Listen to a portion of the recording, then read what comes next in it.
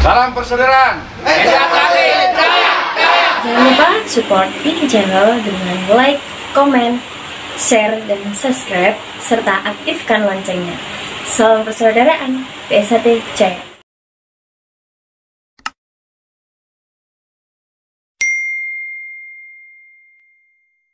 Terkait dikabulkannya PK tadi, dan ada isu loh Mas, ini seru. Katanya akan mengajukan PK tandingan. Apakah itu bisa gitu dari sudut pandang hukum?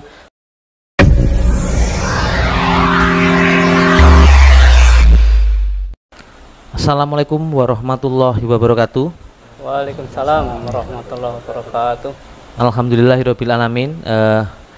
Kita jumpa lagi di channel Humas Persaudaraan Setia Hati Trate. Setelah sekian lama, kebetulan ini di bulan Ramadan, alhamdulillah dari tim Humas mendapatkan waktu untuk berjumpa dengan pengurus pusat. Dalam hal ini Mas Ketum, ada Mas Taufik, dan ada Mas Sekum dan Mas Purwanto beserta perwakilan dari Biro Hukum. Sebelumnya kita sapa-sapa dulu Lur. Selamat sore Mas Taufik. Selamat sore. Sehat ya Mas. Alhamdulillah pangestinipun Mas Ageng kangen suwe enggak ketok. Kita lama ndak podcast ya Mas. Selalu setia mendampingi Lur. Ada Mas Sekum di sini, Mas Purwanto. Sehat ya Mas Pur? Alhamdulillah. Tetap energi ya Mas. Tetap. Anjenengan sehat juga kan? Alhamdulillah Mas. Anu pengestune.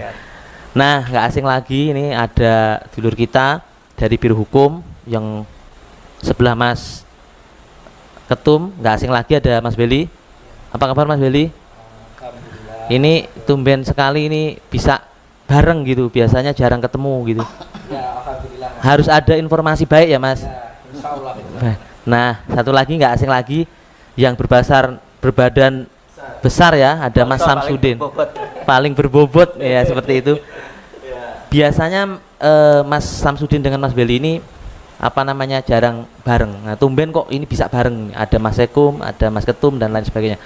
Apa kabar Mas Samsudin? Alhamdulillah Mas Ageng sehat selalu. Salam saudaraan, saudara dimanapun berada. Nah, Lur, kita langsung saja. Kemarin kita kan sempat gonjang-ganjing, beredar isu gitu loh. Apa namanya terkait dengan badan hukum dan lain sebagainya. Nah, ini kebetulan mumpung bulan Ramadan, beliau tidak begitu banyak aktivitas, kita mewakili dari tim Humas untuk menghadap jajaran pengurus pusat, terutama juga didampingi Biro Hukum untuk menanyakan isu-isu dan hal-hal yang ada di lapangan. Apakah betul atau tidak? Nah, ini nanti pertanyaan pertama langsung ke Mas Ketum. Mohon maaf Mas gitu. Jadi kami belum terima informasi resminya Mas secara menyurat dari Mas Sekum. Makanya kami tanyakan dulu, barangkali nanti Mas Pur langsung melanjutkan kalau memang betul. Poin satu adalah kita itu dikabulkan Mas pengajuan PK, dalam hal ini peninjauan kembali. Nah, apakah betul supaya ini menjawab pertanyaan dulur-dulur yang ada di seluruh Indonesia yang berada di akar rumput, supaya tidak menjadi isu doang gitu Mas. Lah, monggo Mas Ketum dijawab. Ya, kami sendiri kami bisa mengunduh atau mengunduh dari websitenya Kepanitraan Mahkamah Agung tentang informasi dikabulkannya pengajuan PK dari PSHT. Alhamdulillah ini hadiah pada bulan suci Ramadan pada saat kita semua atau PSHT sedang memperingati 1 abad berdirinya PSHT. Ini keberkahan yang luar biasa dan mudah-mudahan dalam waktu dekat ini kita bisa mendapatkan surat resminya. Baik. Nah, untuk itu kami mohon bantuan ya dari tim Biro Hukum lah untuk mempercepat atau untuk berikhtiar yang saya yakini akan berdampak sangat positif bagi ikhtiar kita bersama untuk mewujudkan semboyan kita, yaitu persaudaraan Setia Hati Trate yang kekal jaya abadi selama-lamanya. Amin. Dan itu hanya mungkin terwujud kalau organisasi kita tertib. Siap. Nah, salah satu yang harus kita tertibkan yaitu kita sebagai organisasi kemasyarakatan harus mempunyai badan hukum yang satu, tidak macam-macam. Selain itu, semua kekayaan intelektual yang dimiliki oleh PSHT yang selama ini telah diperjuangkan oleh Kang Mas Tarmaji Budi Harsono harus kembali ke menjadi miliknya organisasi dengan badan hukum yang satu tadi. Oh, seperti Itulah itu. ikhtiar yang kita upayakan bersama. Berarti bisa dipastikan valid ya, Mas. Dan tentunya juga pasti dukungan dari saudara-saudara kita yang di luar ya, Mas ya, yang adik-adik yang di bawah. Ini ada poin kedua, ini saya pengen ke Mas Pur selaku Sekum pengurus PP ya, Mas. Nah, ini Mas, tadi kan sudah mendapatkan informasi terkait dikabulkannya PK kita. Nah, tentunya kan memberi warna dan memberi informasi yang baik untuk langkah-langkah perkembangan organisasi kedepannya, Mas.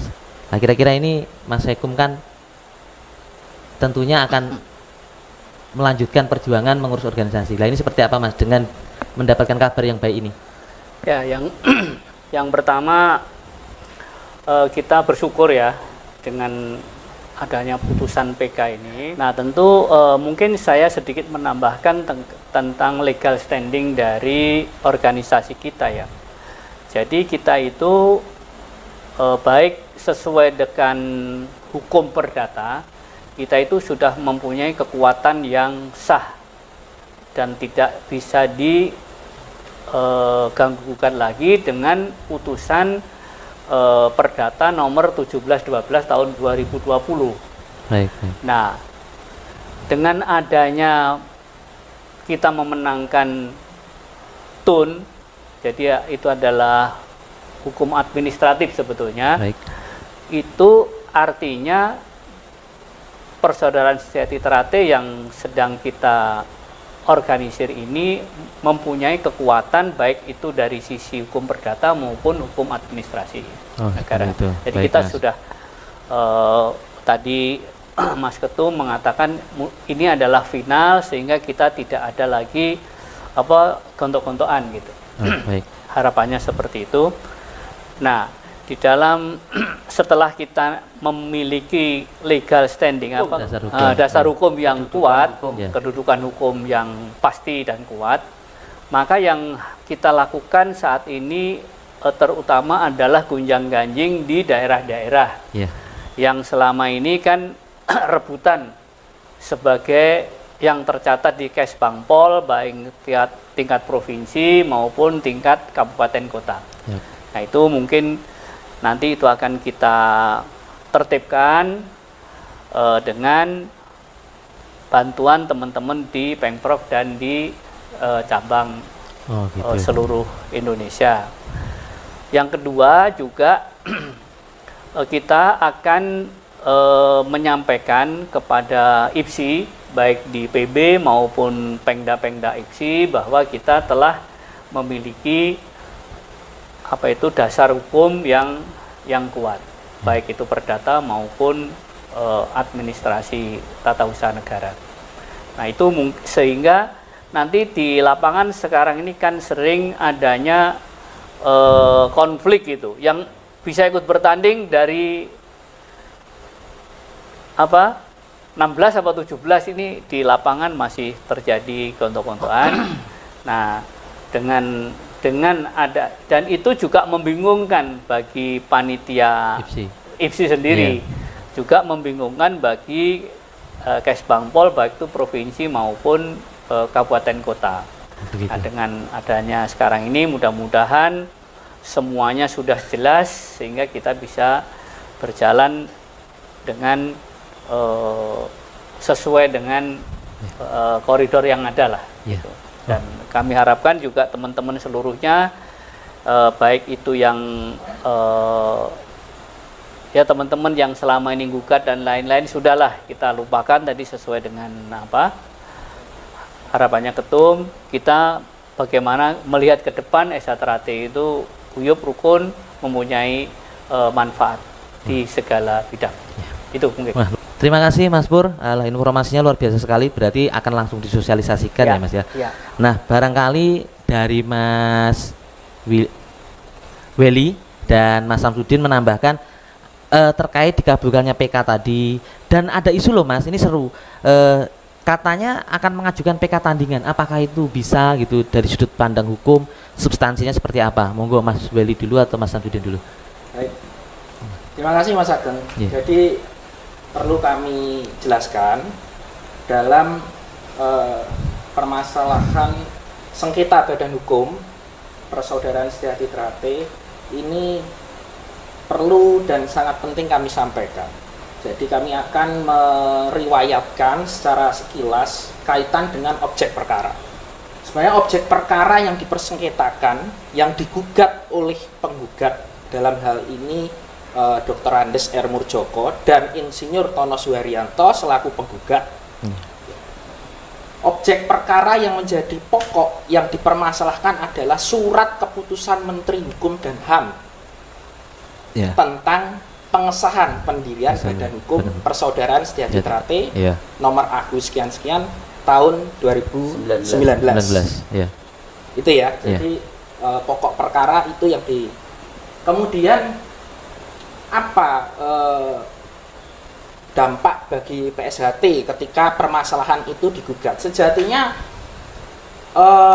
terkait dengan perselisihan barangkali ya, perselisihan atau silang pendapat kaitan dengan keabsahan parapatan luhur, kami ulas kembali.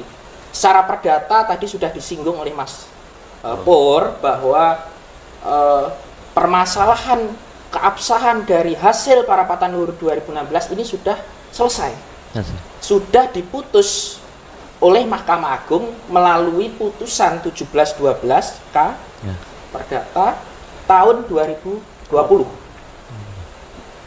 Yang pada pokoknya dalam putusan menolak kasasi, yang artinya bahwa segala produk dari parapatan luhur 2016, salah satunya anggaran dasar, anggaran rumah tangga,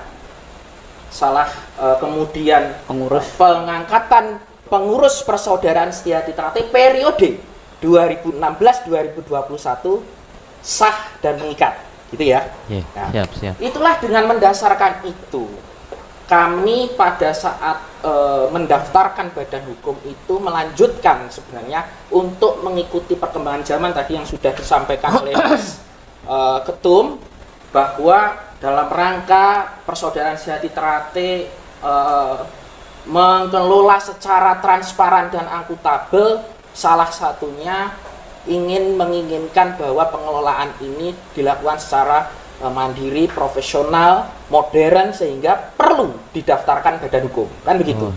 Ini latar belakang. Dengan adanya putusan perdata itulah kemudian salah satu yang menguatkan kita di dalam pokok perkara. Jadi proses, Mas ya, kami ceritakan bahwa misalnya proses SK kami di 2019 yang telah disahkan oleh Menteri Hukum dan HAM, ini digugat tadi oleh penggugat. Kemudian di tahun 2020 putusan perdata terkait dengan keabsahan parapatan luhur tahun 2016 diputus oleh Mahkamah Agung dan telah berkekuatan hukum tetap. Sehingga pada saat itu melalui upaya kasasi kami sudah sampaikan di dalam memori kasasi bahwa kepengurusan Persaudaraan Setia Trate ini telah selesai diuji, anggaran dasar dan anggaran rumah tangga berlaku sah dan mengikat. Yang salah satunya kita ketahui bersama dalam pasal 14 anggaran dasar di anggaran dasar tahun 2016 menyatakan bahwa parapatan luhur dilaksanakan sekali dalam 5 tahun. Artinya 2016 sepatutnya dilaksanakan kembali di tahun 2021. Betul. Mengargumentasi, nah ini silang pendapat tadi, argumentasi yang disampaikan oleh penggugat seolah-olah bahwa ada parapatan luhur di luar dari mekanisme anggaran dasar dan anggaran rumah tangga yang tadi telah diputus melalui putusan perdata itu. Itulah yang menjadi latar belakang yang dijadikan oleh penggugat untuk membatalkan pengesahan Badan Hukum Persaudaraan Setia Trate itu. Itu Mas Ageng ya. Jadi kemudian ini menjadi menarik ketika di tahun 2019 Mas Murjoko dan Mas Insinyur Tono menggugat SK pengesahan Badan Hukum Persaudaraan Sejati Trate. Di tahun 2020 putusan perdata berkekuatan hukum tetap inkrah. Itulah yang menjadi latar belakang kami untuk memohon peninjauan kembali, sehingga ada seharusnya putusan daripada pengadilan tata usaha negara menguatkan atau melanjutkan atau harmonisasi dengan putusan perdata. Itulah yang menjadi latar belakang kami mengajukan permohonan peninjauan kembali tersebut. Ya, alhamdulillah proses itu kami lakukan dan kami ikuti proses tersebut dengan fakta-fakta yang kemudian kami sampaikan pada saat persidangan itu belum kami sampaikan dan itu menentukan, maka kami ajukan alat-alat bukti yang kita kenal bersama novum. Kami sampaikan terkait dengan eksistensi dari hasil parapatan luhur 2016 ini. Nah, itu sudah kami sampaikan di dalam memori peninjauan kembali kami, dan alhamdulillah, wa syukurillah kita bisa lihat bersama di website Kepanitraan Mahkamah Agung amar putusan dari permohonan peninjauan kembali yang diajukan oleh Dr. Insinyur Muhammad Taufik selaku Ketua Umum Persaudaraan Sejati Trate dikabulkan. Telah dikabulkan ya, dengan amar batal yudek yuris, diadili kembali, tolak gugatan penggugat. Jadi sudah sangat jelas itu, Mas. Nah, ini menarik ya, Mas Welly. Saya juga sekarang ke Mas Samsudin. Nah, sekarang kan juga bersebaran isu bahwa terkait dengan PK kita yang dikabulkan itu, mereka mengatakan bahwa akan mengajukan PK tandingan. Nah, dari sudut pandang hukum ini apakah itu memungkinkan atau seperti apa? Mungkin Mas Samsudin bisa menjawab. Oh, baik. Jadi gini, Mas Ageng, di dalam hukum acara perdata, dalam hukum acara di peradilan, memang kita mendasarkan semua itu harus kepada hukum acara. Kita kembalikan apakah itu dimungkinkan untuk melakukan upaya PK untuk melawan terhadap putusan PK, kan seperti itu. Nah, itu secara hukum acara kita kenal dengan ketentuan di pasal 22AB itu Algemeen Bepalingen Wetgeving for Nederland Indi, itu bahasa Belanda. Hukum acara perdata dijelaskan juga dalam HIR, Head Indonesia Reglement, menyatakan bahwa pasal 22AB pengadilan dilarang menolak perkara walaupun tidak ada dasar hukumnya. Esensinya apa, Mas? Ya kalau mau memohon ya boleh-boleh saja.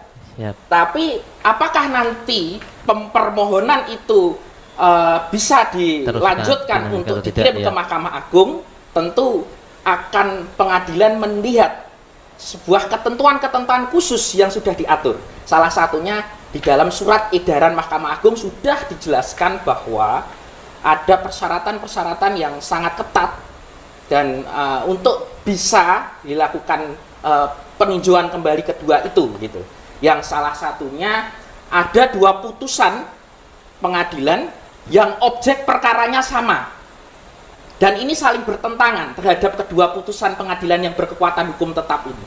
Nah, sekarang permasalahannya kami sampaikan kepada dulur-dulur semua yang tadi kami sampaikan bahwa objek perkaranya ini adalah surat keputusan Menteri Hukum dan Hak Asasi Manusia AHU sekian-sekian tahun 2019 tentang pendirian Badan Hukum Persaudaraan Sejati Trate. Ya, saya sekarang tanya di sini, apakah sudah ada putusan PK lainnya atau putusan tetap perdata, putusan tetap agama, atau bahkan mungkin putusan tetap pidana terkait dengan SK objek perkara ini? Yang kami ketahui baru 1 pengajuan permohonan peninjauan kembali terhadap objek perkara ini, dan sama-sama kita ketahui hasilnya telah diputus oleh hakim di Mahkamah Agung dengan amar dikabulkan permohonan PK yang diajukan oleh Mas Taufik selaku Ketua Umum PSHT. Jadi kalau melihat dari ketentuan yang diatur di dalam surat edaran Mahkamah Agung ini, rasa-rasanya sangat sulit dan barangkali tidak dimungkinkan, Mas Ageng. Bisa diartikan masalah hukum selesai ya, Mas? Masalah hukum dalam kaitan dengan putusan, dengan dikabulkannya putusan peninjauan kembali sebenarnya sudah final. Terima kasih Mas Willy, gamblang sekali ini Lur. Ini kita langsung mendengar dari beliau ya, dari Biro Hukum kita.